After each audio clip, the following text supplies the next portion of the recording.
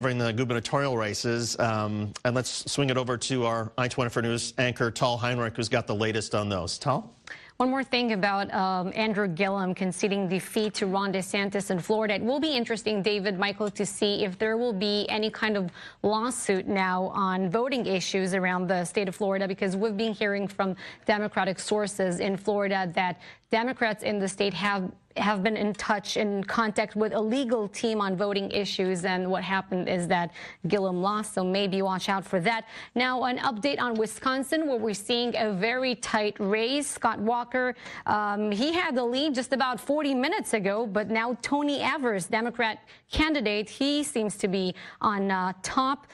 Scott Walker, he's looking into a third term. He has built a long conservative record as governor, and he's presently trying to institute work requirements and drug testing for Medicaid.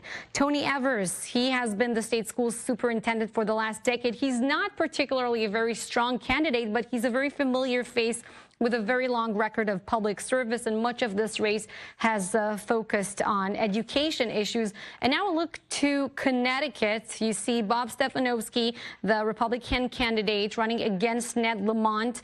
Now, we just heard Ted Cruz talking about Texas, so taxes and tolls are very much at the center of this race in Connecticut, because both candidates, they have business backgrounds, and one of them, who will become eventually the next governor, will take office with a $2.6 billion deficit.